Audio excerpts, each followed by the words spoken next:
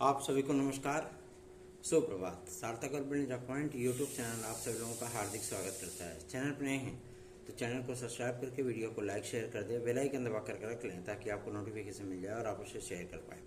खबरों की शुरुआत कर लेते हैं। फटाफट आप सभी लोग सारी अपडेट देंगे, इसलिए वीडियो में एंड तक जरूर बने रहें। बहुत से विद्यार्थियों का कई यक्ष प्रश्नों से सामना होता है। मैं आप सभी लोगों को काफ़ी महत्वपूर्ण अपडेट देने के लिए आया हूँ। हालांकि आप सभी लोगों की जो निराशा है, इस निराशा को दूर करने के हम लोगों का पूरा पूरा प्रयत्न है और इसी वजह से मैं अपना जो ऑफिशियल मेरा चैनल का व्हाट्सएप नंबर है, मैं उसको ऑपरेट नहीं कर पा रहा हूँ। मतलब मैसेजेस आए हैं लेकिन मैं उसको चला नहीं पा रहा हूँ, मैं मैसेज देख नहीं पा रहा हूँ क्योंकि मेरे पास समय नहीं बचता है। ठीक है ना। और बहुत से विद्यार्थियों की शिकायतें भी होंगी, भैया ने रिप्लाई नहीं दिया। तो आप सभी लोगों के कार्यों के लिए ही लगा हुआ हूँ, है ना। तो आप सभी लोग भी थोड़ा सा इस चीज़ को समझेंगे, ऐसा मुझे पूरा यकीन है। चलिए खबरों की शुरुआत कर लेते हैं। पहली अपडेट है आप सभी लोगों की, वो है शिक्षा सेवा चयन आयोग की। शिक्षा सेवा चयन आयोग में अध्यक्ष के नाम को लेकर के सहमति बन चुकी है। ठीक है। और इनकी नियुक्ति का जो शासनादेश है वो आप सभी लोगों को 20 जून के बाद, मतलब आज 19 हो गई, कल के बाद कभी भी जारी किया जा सकता है। ठीक है ना। और सूचना ये भी मिली है कि जो अहर्ता का विवाद है वो सिर्फ और सिर्फ एक ही विषय वस्तु को लेकर के नहीं है। ये अहर्ता का विवाद इसलिए थोड़ा सा इन्होंने डिले किया है क्योंकि ये तदर्थ शिक्षकों को जो है थोड़ा सा उसमें रिलैक्स देना चाह रहे थे। लेकिन न्याय विभाग जो है उसने स्पष्ट कर दिया है कि एक ही भर्ती के लिए आप अलग अलग नियमावली या अलग अलग अहर्ताएं तय नहीं कर सकते। आप इनको किसी चीज़ में छूट दे सकते हैं, लेकिन आप चयन के मानक में जो है इनको छूट नहीं दे सकते, अहर्ताओं में छूट नहीं दे सकते। जो अहर्ताएं अन्य विद्यार्थियों के लिए होंगी वही अहर्ताएं सेम इनके लिए भी होनी चाहिए। ठीक है ना।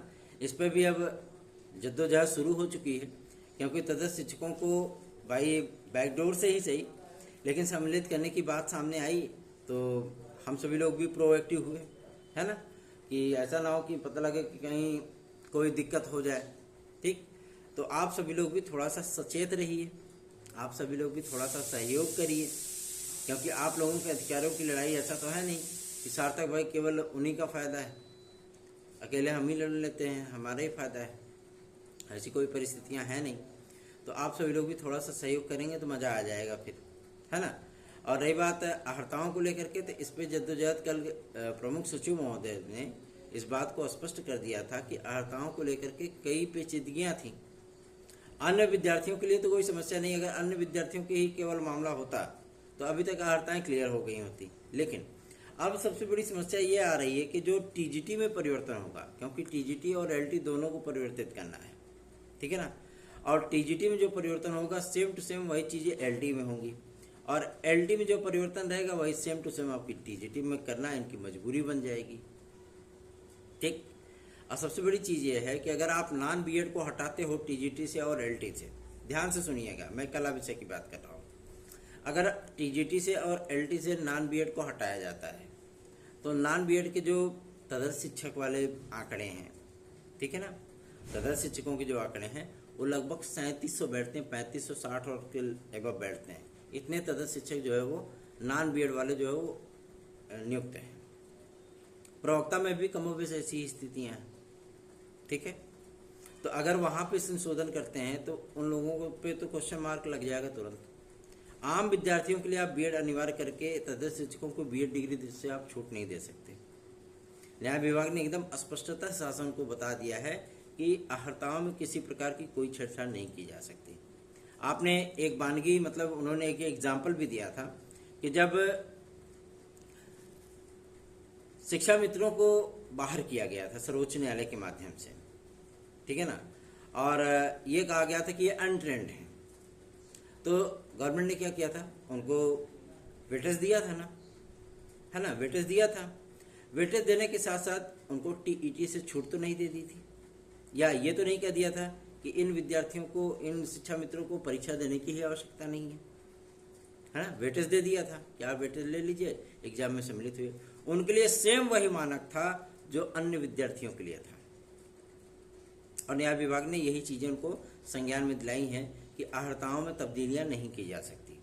जो अर्हता आप टीजीटी के लिए आम अभ्यर्थियों के लिए रखेंगे, जनरल, ओबीसी, एससी, एसटी, स्वतंत्रता संग्राम सेनानी, दिव्यांगजन भाई बहन, सभी लोगों के लिए जो सेम रहेगा, सेम वही तदर्थ शिक्षकों के लिए। इसी पे माथापत्ती चल रही है। कल भी मीटिंग में, कल 9 बजे रात तक मीटिंग चली है। कल भी यही चीज़ें आप लोगों को देखने के लिए और सुनने के लिए मिली, ठीक है ना। अब कोई निर्णय निकले, क्योंकि मुख्यमंत्री महोदय ने कह दिया भैया 7 दिन के अंदर ये सारी चीज़ें क्लियर करिए। नियमावली को जब देखा गया, जो आपका माध्यमिक शिक्षा सेवा अधिनियम 2023 है, उसका जब बारीकी से परीक्षण किया गया तो उसमें एक समस्या ये भी आई कि जो राजकीय शिक्षक सेवा नियमावली है उसमें अगर कोई तब्दीलियां नहीं होती हैं तो जाहिर सी बात है कि एलटी में किसी प्रकार का कोई परिवर्तन किया ही नहीं जा सकता। अगर एलटी सेम टू सेम, क्योंकि एलटी की अर्हताएं आप सभी लोग पता है, हर जगह पे हर विषय में उसमें बीएड की डिग्री अनिवार्य होती है ना, बीएड की डिग्री अनिवार्य होती है। तो अगर ये टीजीटी में लागू हो गया तो जो कला विषय में नॉन बीएड डिग्री धारक अप्लाई करते हैं वहां पे उनका आवेदन बंद हो जाएगा। फिर अगर उनका आवेदन बंद हुआ तो जाहिर सी बात है कि तदर्थ शिक्षकों का भी आवेदन बंद हो जाएगा। फिर तदर्थ शिक्षकों को इस परीक्षा में सम्मिलित करना है, क्योंकि उनके समस्त पदों का विज्ञापन आना है। हालांकि वो लोग बैकडोर से कोशिश करने लगे, बहुत समय से कोशिशें ये चल रही हैं, चाहे वो सत्तारूढ़ पार्टी के जो है मतलब विधायक हों या जिला अध्यक्ष हों या जो है जिला महामंत्री हों, चाहे प्रदेश सचिव हों, ऐसी तरीके की चीज़ें आप लोगों को देखने के लिए मिलती रही होंगी। लेकिन इस पर भैया तो सर्वोच्च न्यायालय का आदेश है ना, और सर्वोच्च न्यायालय से बड़ा तो जो है राज्य की कैबिनेट भी नहीं होती है ना। तो जाहिर सी बात है कि इस पर बहुत ज़्यादा माथापच्ची चलेगी। और सबसे बड़ी चीज़ ये है कि आप सभी लोगों को मैं बता दूं कि इन अर्हताओं को क्लियर करने की जिम्मेदारी विभागाध्यक्षों की तो है ही, डिपार्टमेंट के अधिकारियों की तो है ही, वो तो कर ही रहे हैं, लेकिन इसमें प्रमुख सचिव को भी जिम्मा दिया गया है। और प्रमुख सचिव की अध्यक्षता में ये सारी चीज़ें हो रही हैं। ये सारी चीज़ें क्लियर होनी कब तक? 7 दिन के अंदर, ठीक है ना। मतलब इनका ड्यूरेशन जो है कंप्लीट होने वाला है 21 जून को।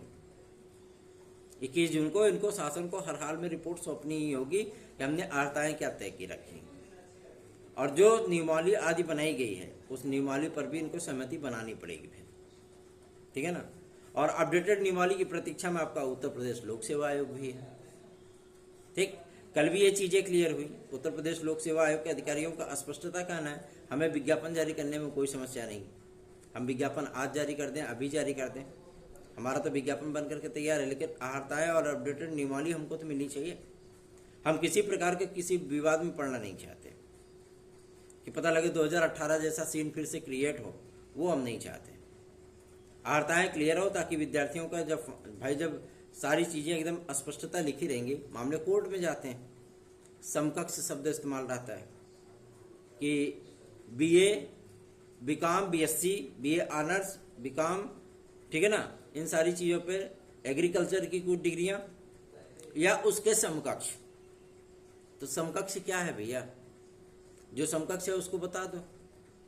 ऐसे में विद्यार्थी जो है बेचारे आवेदन करते हैं, जब वो मेहनत करके सिलेक्ट हो जाते हैं तो पता लगता है कि आप अर्हता ही नहीं धारित करते हो, मामला कोर्ट में जाता है, विज्ञापन लटकते हैं। आम विद्यार्थियों को भी समस्या होती है, उन विद्यार्थियों को तो समस्या होती ही है ना।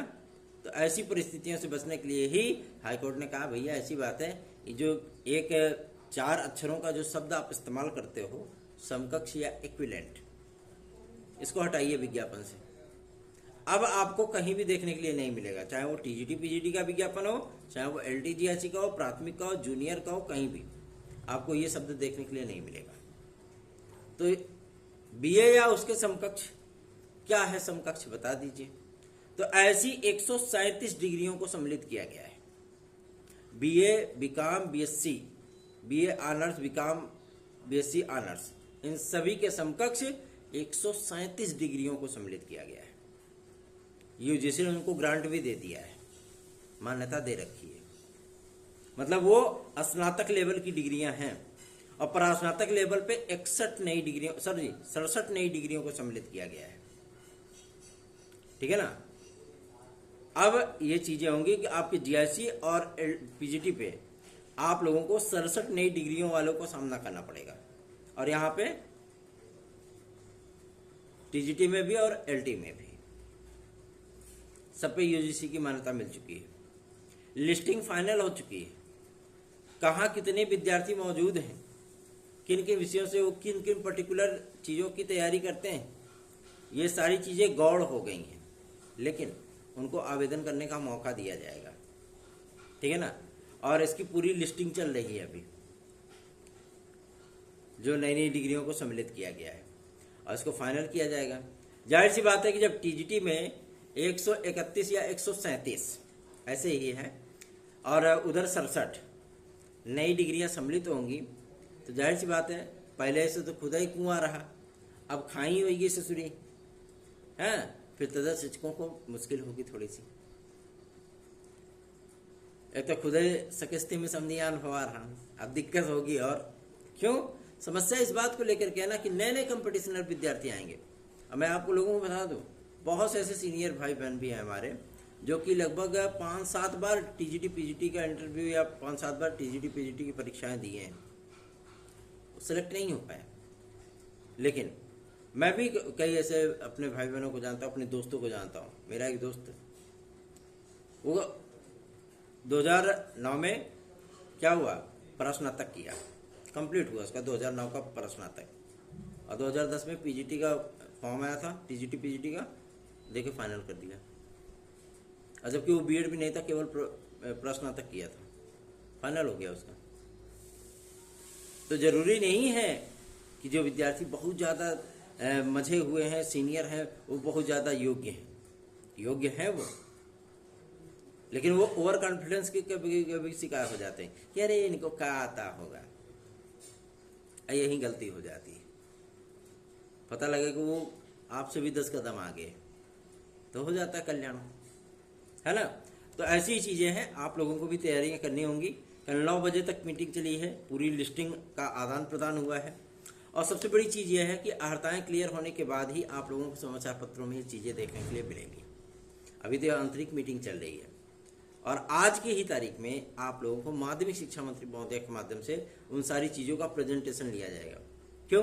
क्योंकि तदस्थ शिक्षकों का मामला है ना। तो इसलिए परेशान होने की आवश्यकता नहीं है।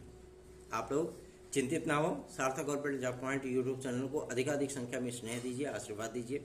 और LTGRC के लिए अभी आप चिंता मत करिए, LTGRC लोक सेवा आयोग भी थोड़ा सा राजी हो रहा है, बहुत जल्दी ही आप लोगों को इसका एडवांटेज मिलने वाला है। 9721411385 इस व्हाट्सएप नंबर पर आप हमसे संपर्क करके हमारे नोट्स प्राप्त कर सकते हैं। धन्यवाद। आप सभी का दिन शुभ हो।